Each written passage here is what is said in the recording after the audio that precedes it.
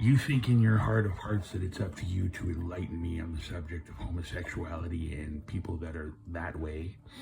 I am not in any way, shape, or form like that. You also think that it's up to you to complete the transformation that I need to complete and to turn me into a homosexual. And again, I am not that way.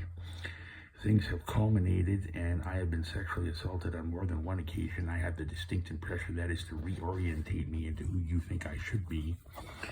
And if I'm that way, then it saves you a great deal of embarrassment from having already stepped over your shoes on more than one occasion. In this particular situation, I'm supposedly emulating or imitating somebody that is a big TV star that plays a fictional character on Prison Break by the name of Michael Scofield, who in actuality is a homosexual. And perhaps you think that that might drive me crazy, that it might show that I'm a gay-hating bigot, or for that matter, that I might embrace that, thus making our so-called marriage a lot easier on you, because in point of fact, maybe you don't want to sleep with me to begin with, or you do, but you're fighting it because your ego tells you that I'm all wrong for you. And going forward, Milton, you seem to be under this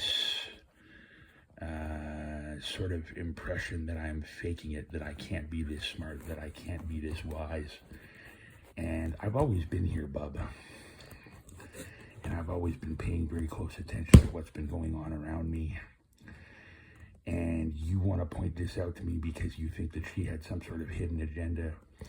Maybe she thought that I was some sort of predatorial asshole, and she needed to seek justice for people that were less fortunate because I had persecuted them or deemed them unworthy, thus giving them the excuse to act any way they wanted because they had these disabilities and their proclivities and their personality.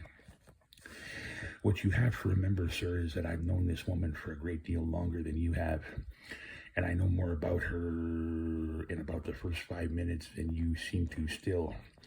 So allow me to enlighten you. There were feelings there at one point, and I believe there still are. And had I come back 4 years ago and got some guts and realized that I deserved someone of that caliber, then I could have shown her who I truly was at that point. She has been told so many different stories and so many lies about who I am as a person. She's got a very biased opinion of me as it is. So overloading me with people that to a big degree are not like who I am, but then proving in that same token that other people are correct, such as you and your lovely missus there, by me emulating someone that is, therefore I must be, in your expert medical analysis. I believe that to be ultimately correct. And I also believe that you would do anything to prove yourself correct, even having me sexually assaulted in a homeless shelter on more than one occasion under the guise that I was a bully, which is purely false. I don't have to sell the fact that I'm a genius in any way, shape, or form. That kind of shit sells itself.